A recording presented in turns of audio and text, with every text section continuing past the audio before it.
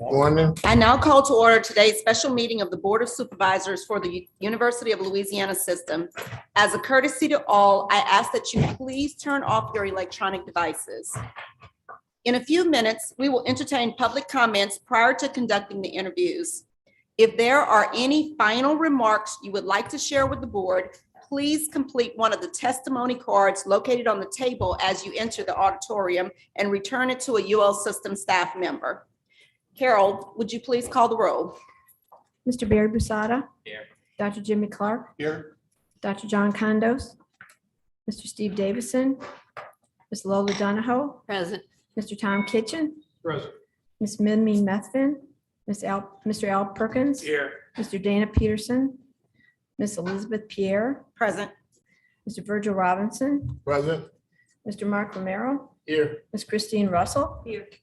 Mr. Joe Salter. Here. Mr. Brad Stevens. Here. Ms. L'Oreal Williams. Here. We have a quorum. Thank you, Carol. Our first item of business is to receive a report from the Northwestern State University Presidential Search Chair, UL System President, Dr. Jim Henderson. Dr. Henderson. Thank you, Chair Pierre. Before we get started with the official proceedings of today, I have to give a shout out to Coach Gore and Coach Job for returning last night with the Southland Conference Trophy for the first time in quite some time for Northwestern State University soccer. I want to congratulate them for that tremendous win. And also want to congratulate someone who's in the audience today. She's the Alpha Lambda Delta National Advisor of the Year, Ms. Retha Cox.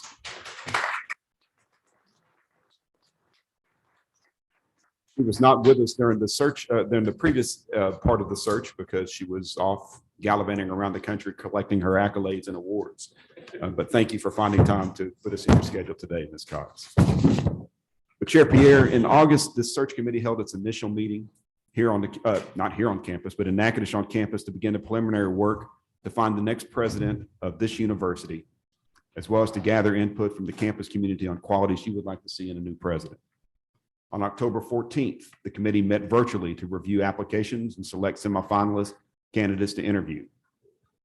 After thoughtful discussion, the committee unanimously decided to invite 6 candidates: Dr. Nancy Albers, Dr. Virginia Burkett, Dr. Marcus Jones, Dr. Daryl Kruger, Dr. Kim Laduff, and Dr. Jeremy Thomas.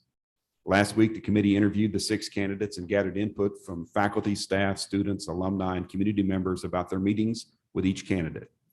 After much thoughtful consideration, the committee unanimously decided to recommend 2 candidates, Dr. Marcus Jones and Dr. Kim Laduff. Before we begin the interviews, I want to thank the committee members for their service. Board members, Barry Busada, Jimmy Clark, Lola Donahoe, Al Perkins, Elizabeth Pierre, Joe Salter, and L'Oreal Williams. Also would not have been a successful committee were it not for the hard work of our constituent members. Bill Brent, who is here. Bill, thank you. Nikki Caesar Small, who is probably working in Dallas with her real job. Faculty Senate President John Dunn, who has joined us. John, thank you very much. SGA President Taj Edwards, I don't see. Patty Rapman, Mike Knotts, and John Mano. Lastly, but certainly not least, I would like to express appreciation to the Northwestern State family for excellent organization and for hosting the semifinalists, especially and Jennifer Kelly. Thank you for always providing an extraordinary experience when we're at Northwestern. The committee members and the ULS staff, of course, as well. That concludes my report, Ms. Chair. Thank you, Dr. Henderson. At this time, we will entertain any final public comments. Ms. Calais, has anyone submitted comments? No, ma'am. There are no public comments at this time. Okay, thank you, Erica.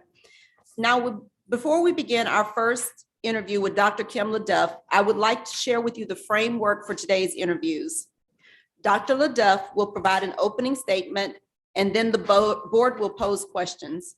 Following the public interview, we will enter into executive session to further dialogue with the candidate.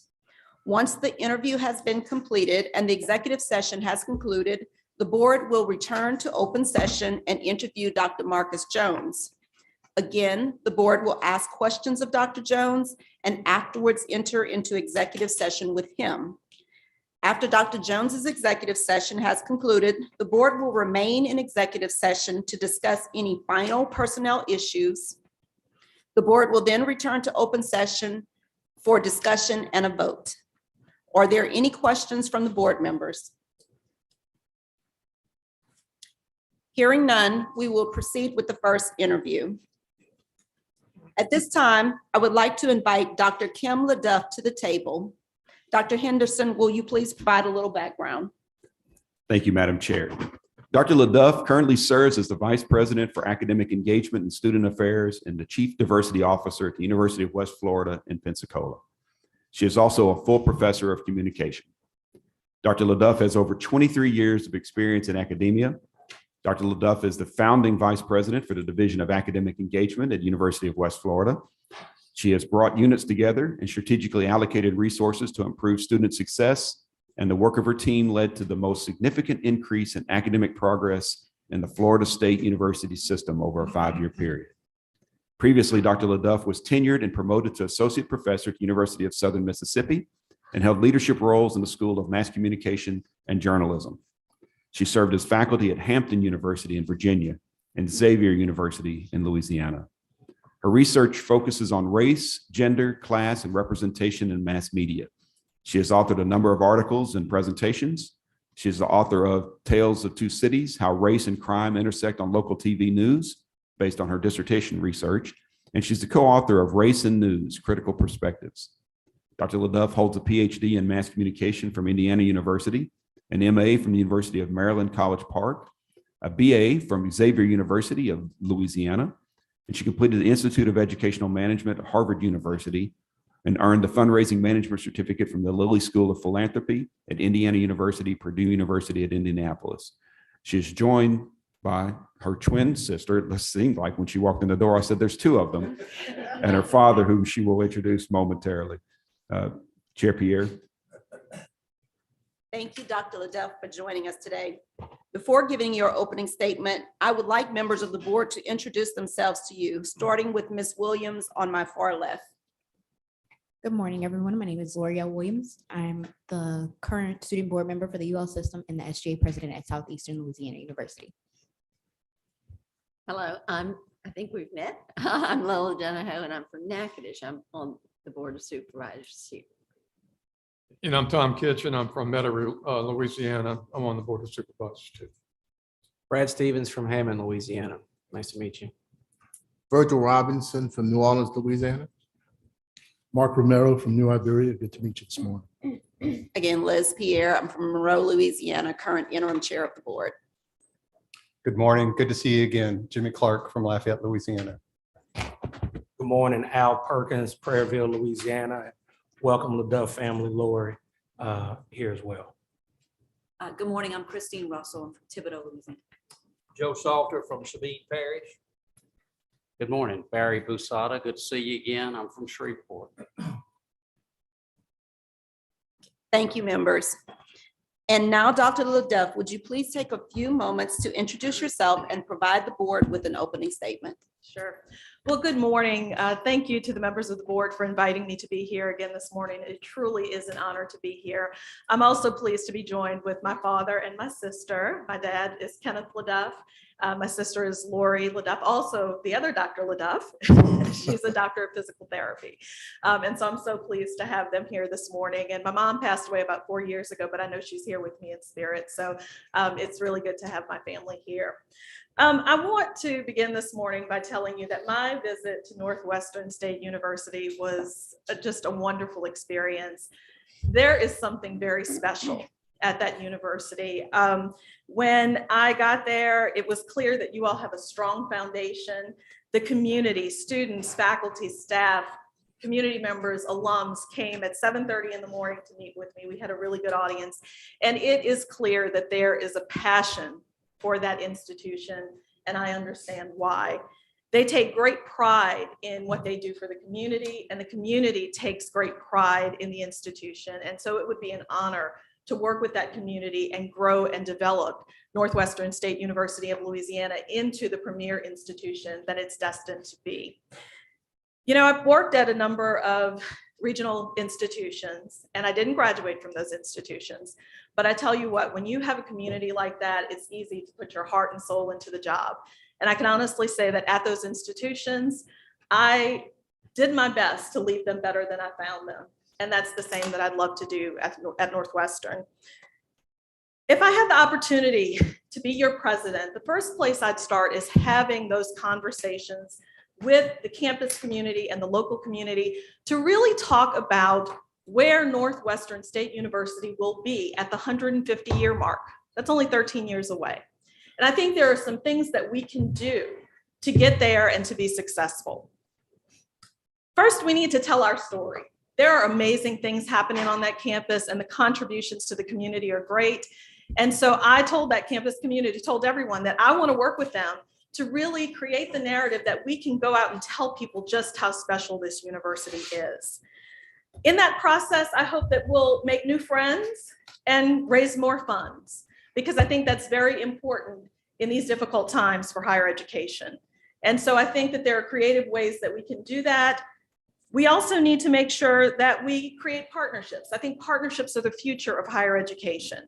We need to look at workforce needs and go to companies and organizations that can create scholarships for students, internships, job opportunities, and really help us raise the bar at the institution.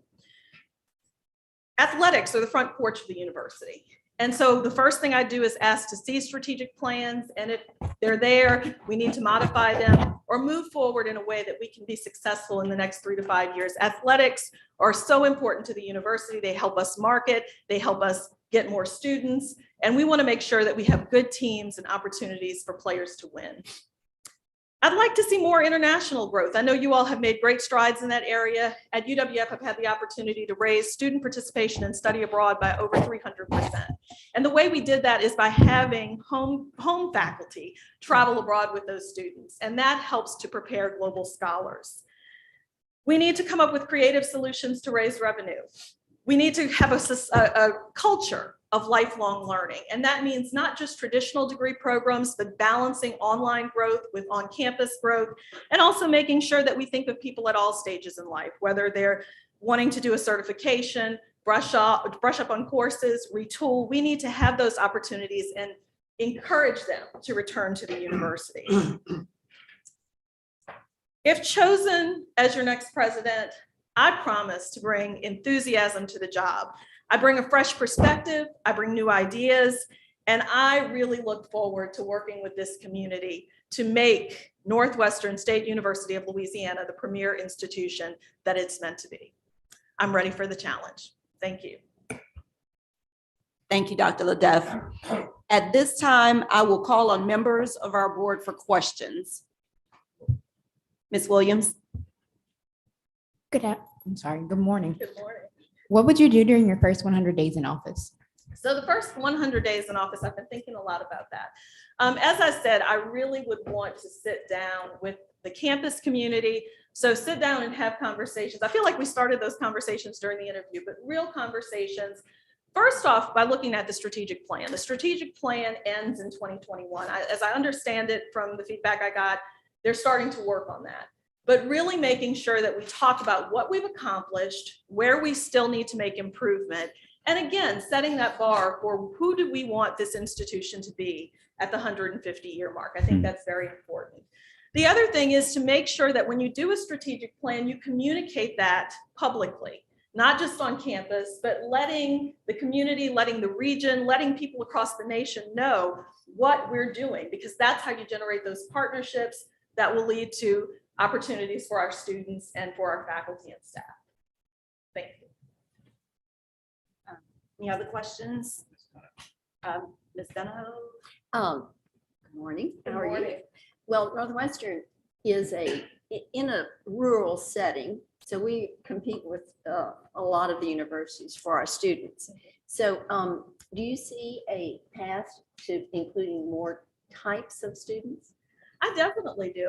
One of the populations that even at Southern Mississippi and at University of West Florida was recruiting more international students. And I think that again comes when you can identify those programs that are of interest, One example I'll give is at University of West Florida social work. We actually created a partnership with an institution in Japan, and we would take turns hosting a conference in the United States and in Japan. We do it every 2 years. But it was, that was a need that they had. And so they looked forward to sending not just their students, but faculty as well. So I think that's one place that we can grow. I also think, as I said, creating a culture of lifelong learners. In a digital society, we really need to retool and upskill frequently. And so I think letting people know what opportunities we have, not just on our main campus, but online, and even better defining some of the satellite campuses to make sure that people know what opportunities are available to them. I truly believe that that would help us grow that enrollment. Thank you. Thank you. Do any other members of the board have further questions for Dr. Laduff? Mr. Robinson?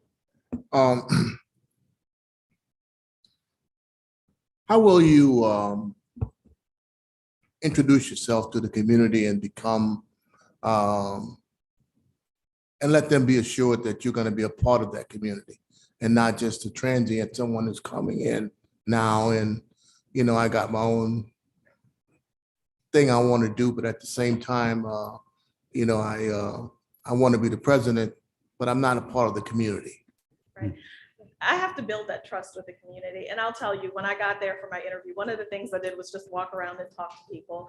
I was fortunate, one of the waitresses at the restaurant, we sat and talked, she was from New Orleans. And she told me, she said, it's hard being 4 hours away from family, but I found community here.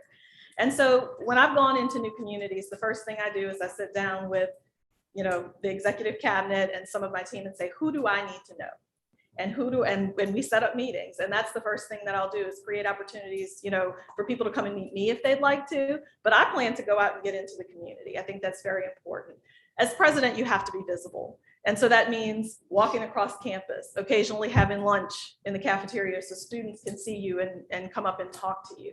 But really engaging the community, I think, is very important. I think athletic events are a wonderful way to do that. So being there and making sure that we invite new people to some of our sporting events.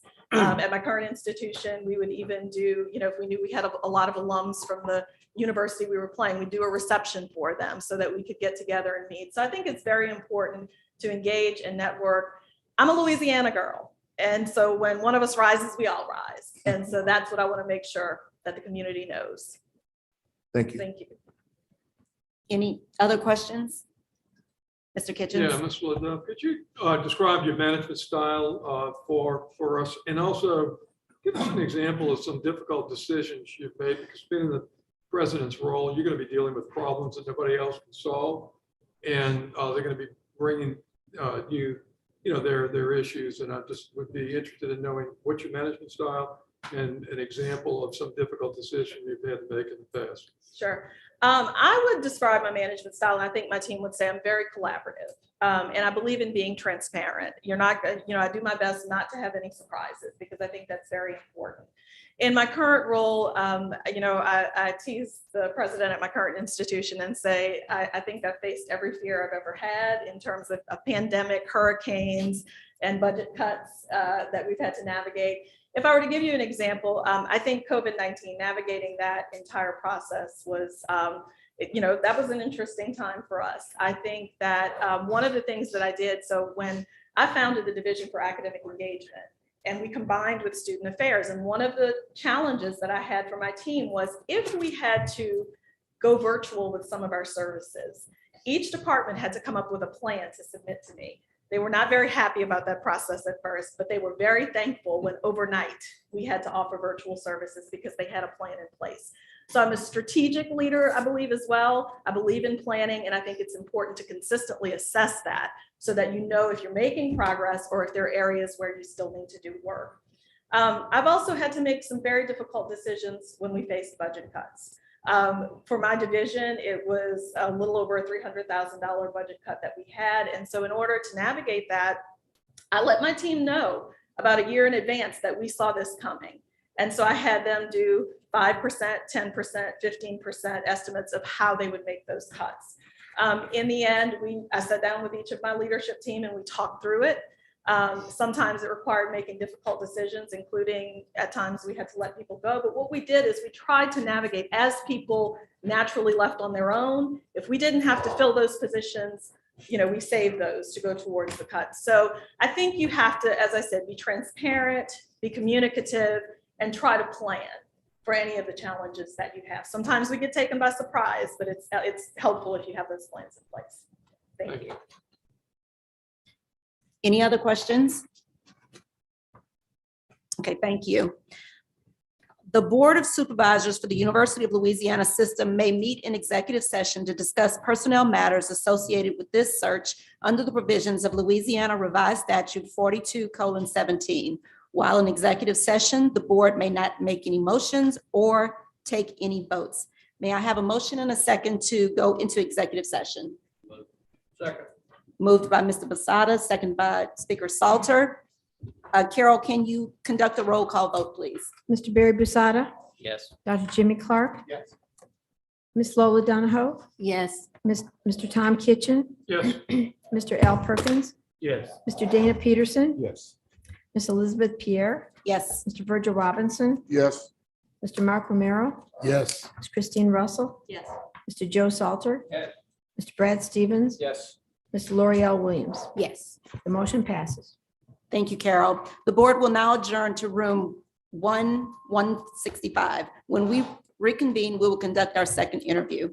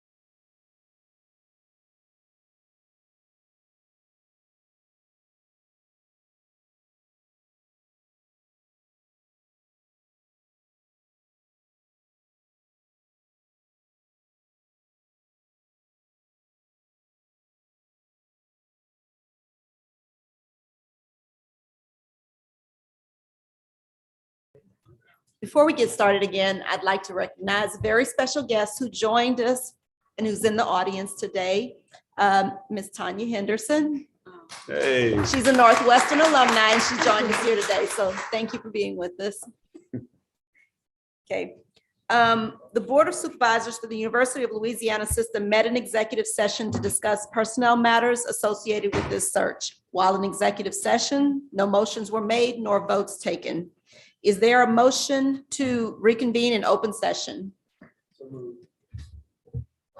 Moved by Mr. Romero. Second by Mr. Busada. All in favor? Any opposed? Okay. At this time, we are ready to begin our second interview with finalist Dr. Marcus Jones. Again, I would like to remind members of the format. Dr. Jones will provide an opening statement and then the board will pose questions. Following the public interview, we will enter into executive session to further dialogue with Dr. Jones. Are there any questions from board members? Hearing none, we will proceed with the interview. At this time, I would invite Dr. Jones to the table.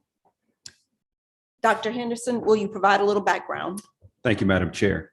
Dr. Marcus Jones has an extensive academic, business, and legal background, having served as Executive Vice President and Chief Operating Officer for the University of Louisiana System for the past year and a half, where he oversaw the areas of business, finance, internal, external audits, EEO, and IT for the system.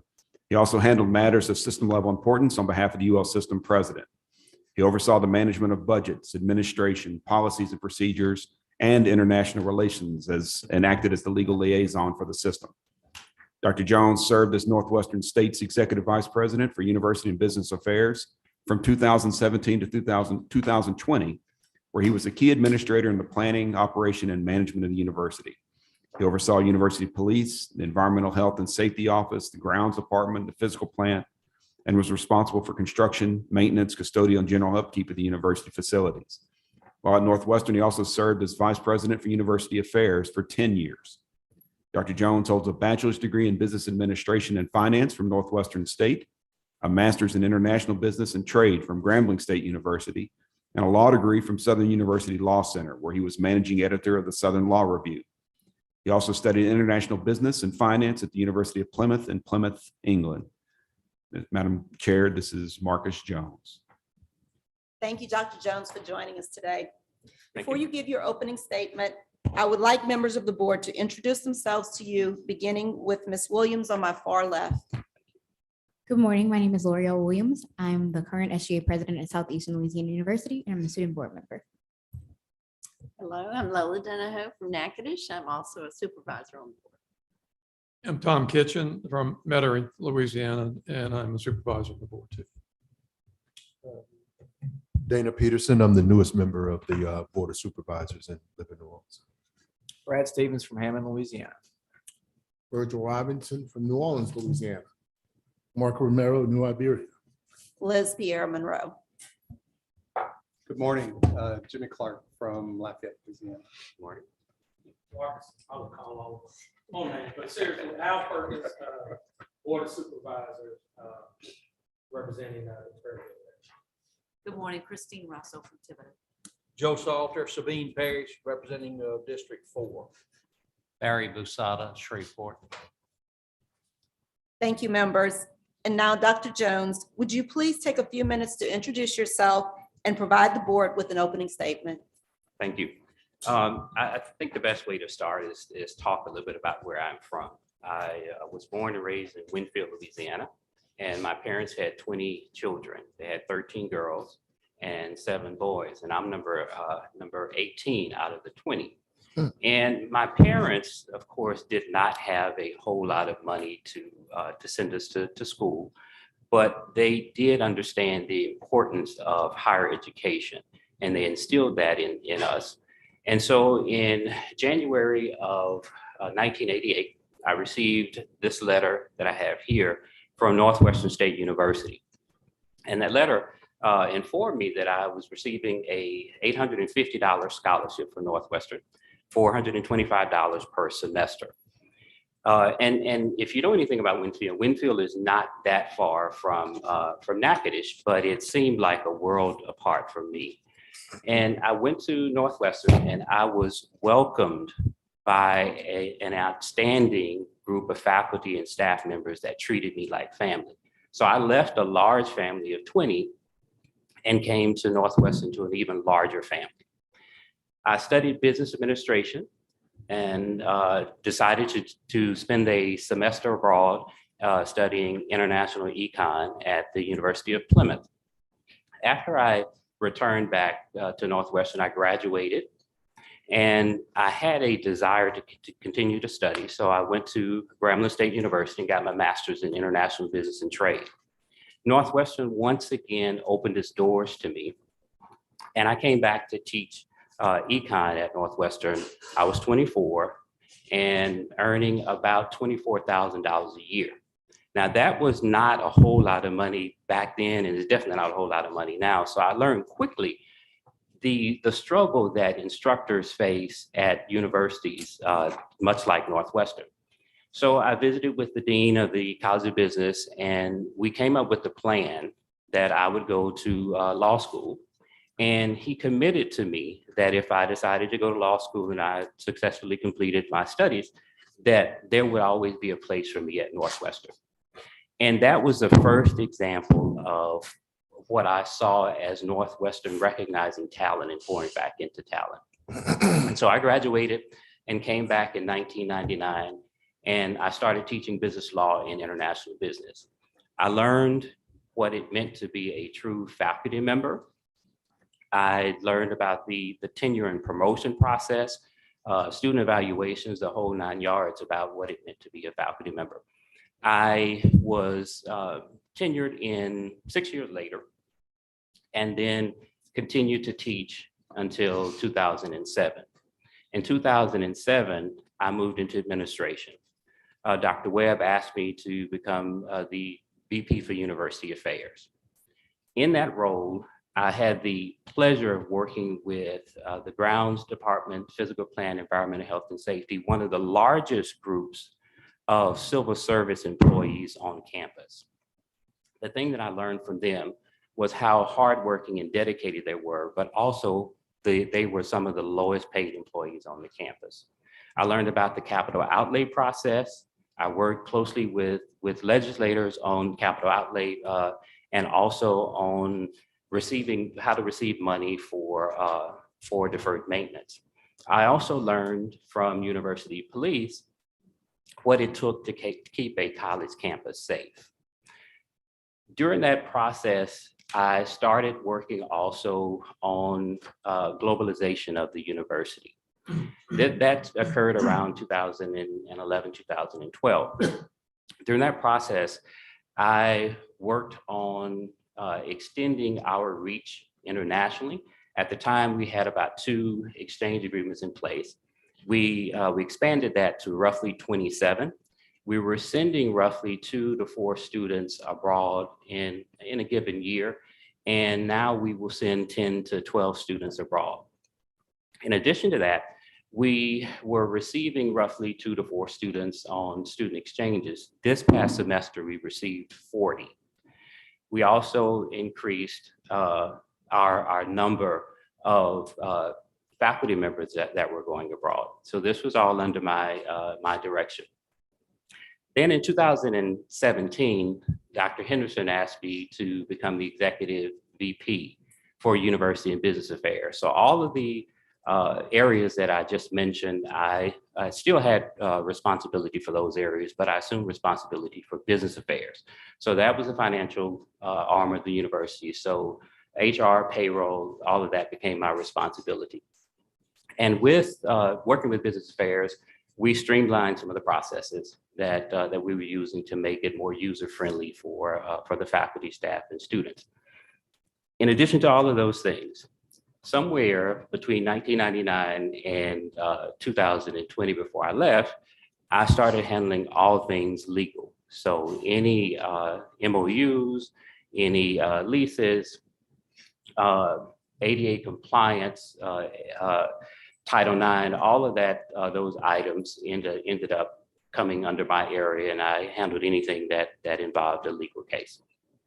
And then in 2020, in March, right before COVID hit, I moved to the system office, and I had the pleasure of, at the system office, becoming the executive VP and chief operating officer. And in that role, I had the pleasure of working with all 9 campuses, handling a lot of the same stuff that I handled at Northwestern, but it was for all 9 campuses. So all legal matters, I worked closely with Brandon DeQueer and DeQueer, Clark, and Adams.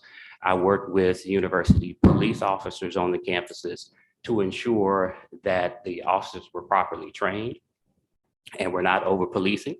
I worked with the ADs on the campuses to ensure that all of the athletic contracts had the necessary Title IX language.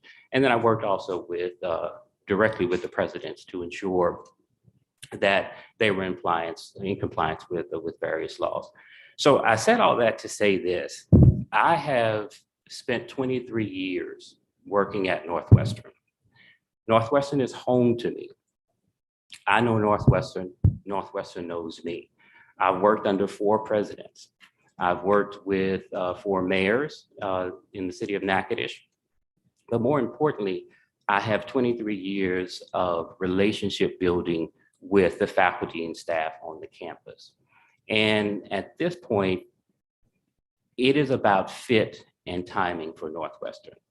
And I can hit the ground running without any need for having to learn about the university. So having said that, I will close and take any questions that you may have. Thank you, Dr. Jones. At this time, I will call on members of the board for questions. Ms. Williams. Good morning. What would you do during your first 100 days in the office? So my first 100 days will look much like the last 4 months have looked. I will continue to spend time meeting with faculty, staff, and students to assess their needs. And over the past 4 months, what I've found out is that we have a dedicated group of faculty and staff members, and what they desperately need is to be able to tell their story. We're doing some great things at Northwestern. So I would devote more time and financial resources to marketing and talking about what is Northwestern and telling Northwestern's story. The other thing that I will spend some time working on is athletics. So the Southland Conference is dealing with some growing pains right now. And so I will continue to work with the commissioner and other presidents in the Southland Conference to make sure that we keep the conference together and provide the support that is necessary. Other questions?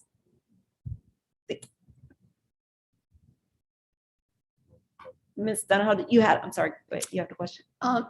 Dr. Jones, I know in your opening statement, you talked about a lot of the MOUs that you've developed with other institutions globally even. Can you talk to us, how are you going to help our students have this experience and how that will impact their lives? So globalization is important. And I think for students to be employable, they have to be global citizens, and they have to understand what it means to work collaboratively with individuals from different cultures. So what I would like to do is expand the number of students that we send abroad, and also increase the number of students that we receive. Right now, we have about 150 international students. And what I would like to do is double that number over the next 5 years, with the majority of those, at least 80% of those students being degree-seeking students and therefore revenue-generating students. So, and also provide grants and funding for students to study abroad. Thank you. Thank you, Ms. Donahoe. Do any members of the board have any further questions for Dr. Jones? Mr. Kitchens? Yeah, Dr. Jones, if you would, tell us what is your vision for the future of higher education? And in particular, how does Northwestern play into that vision? So higher education, of course, is going to be one that is going to have to collaborate more with business and industry, and making sure that the students have the necessary skill sets, both the hard skills and the soft skills, to be competitive. And so what I see as Northwestern's role in that is Northwestern continuing to reach out to business and industry, working with business and industry on public-private partnerships that are revenue-generating public-private partnerships, and again, training our students to work in a global market.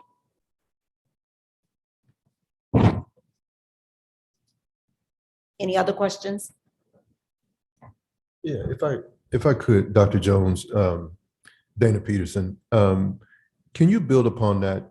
I think I've worked in K-12 for a while, and I'm curious about your thoughts on the role of the university system and its partnership and relationship to K-12 as part of that growth and innovation and vision. What has to happen in that relationship, I think, to improve both outcomes for young people and for our community, but also strengthening the university itself?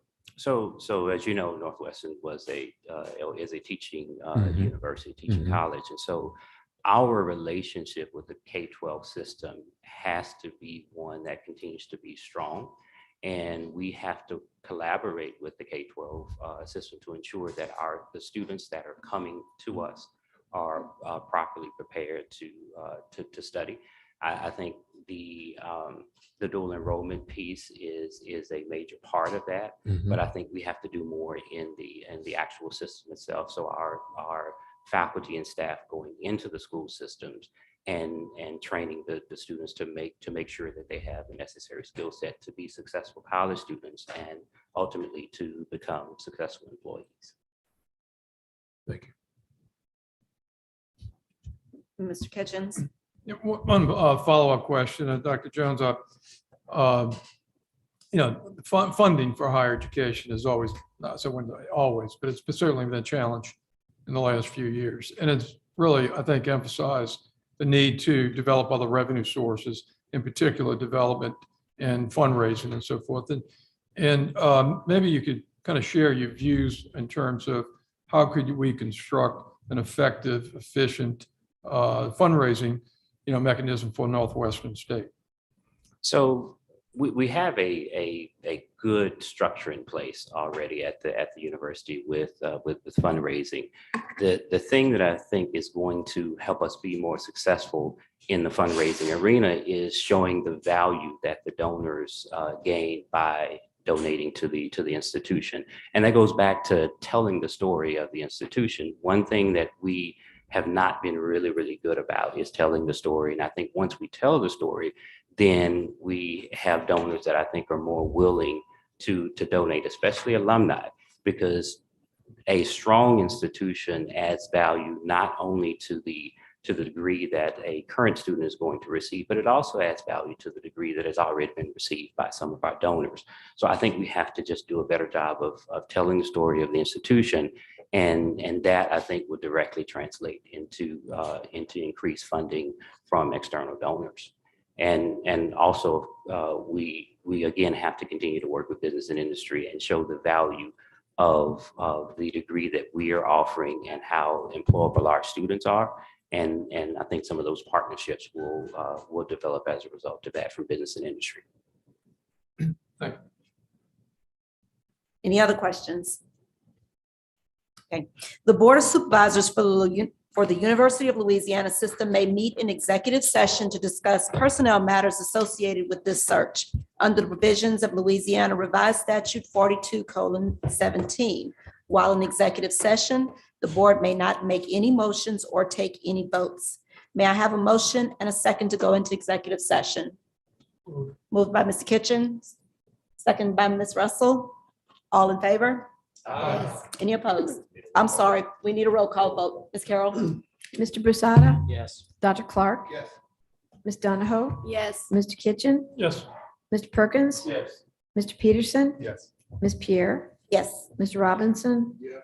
Mr. Romero, Yes. Ms. Russell, Yes. Mr. Salter, Yes. Mr. Stevens, Yes. Ms. Williams. Yes. The motion passes. Thank you, Carol. The board will now adjourn to room 165. When we have concluded with Dr. Jones, we will remain in executive session to discuss the two candidates.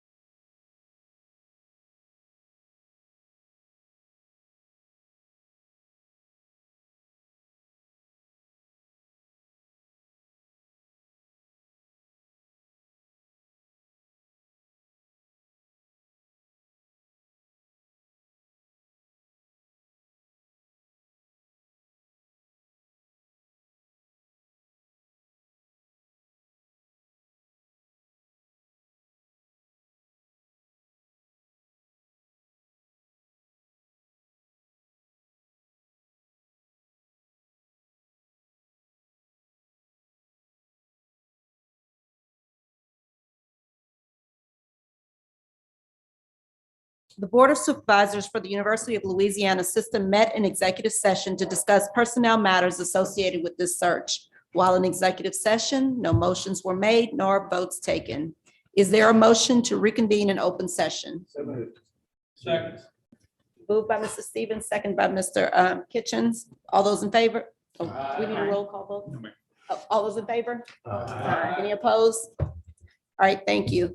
At this time, are there any comments from the board? Dr. Pierre? Just a real simple thank you to the community persons who participated. This was my first opportunity to participate in the search, and I was extraordinarily impressed by the discussion that was brought, not just by the two who were here, but by everybody who participated, and it made it a really meaningful opportunity for me as a board member, and I thank you for it. Thank you, Dr. Clark. I agree as well. Thank you. Anything else? At this time, do we have a motion? Yes, I would like to move that we appoint Dr. Marcus Jones as the next president of Northwestern State University. This will be effective as November 15th. He will meet with President Jim Henderson and Chair Liz Pierre to negotiate the terms of this contract and then present these to the board. I understand. I second that motion. Thank you. We have a motion and a second. At this time, we need to have a roll call vote. Ms. Carroll? Mr. Barry Busada, Yes. Dr. Jimmy Clark, Yes. Ms. Lola Donahoe, Yes. Mr. Tom Kitchen, Yes. Mr. Al Perkins, Yes. Mr. Dana Peterson, Yes. Ms. Elizabeth Pierre, Yes. Mr. Virgil Robinson, Yes. Mr. Mark Romero, Yes. Ms. Christine Russell, Yes. Mr. Joe Salter, Yes. Brad Stevens, Yes. Ms. L'Oreal Williams. Yes. It's unanimous. Thank you so much, Ms. Carroll. I believe we will announce, I believe the new Northwestern State University president will be here in a moment.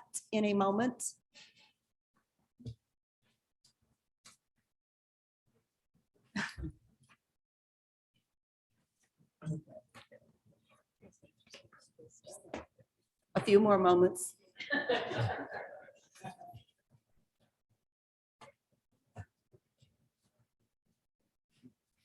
Moving mighty slow. He may have changed his mind. They put him in a far room. He went back to his office on the 7th floor. Yeah.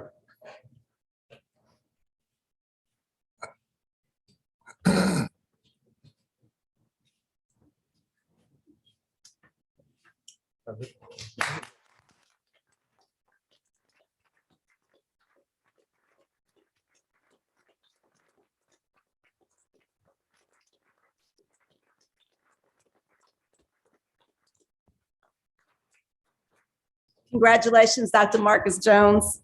You have been selected to be the 20th president of Northwestern State University. We look forward to working with you as you begin your tenure. Would you like to address the board? Yes, I want to thank each and every one of you for your hard work in this process. And I also want to thank all of the members of the Northwestern family who came down to support me. I'm looking forward to working on behalf of the university to make it better. So thanks. Congratulations. Thank you so much. Is there any other business to come before this board? Then we shall adjourn. Once again, thank you to Dr. Henderson, our staff, members of the committee, and the board for your diligent work. And congratulations to Dr. Marcus Jones. We look forward to a very productive and successful presidency. Are there any closing comments from any member of the board? If not, may I have a motion and a second to adjourn? So moved. Moved by Mr. Salter, second by Ms. Russell. All in favor? Aye. Any opposed? We stand adjourned.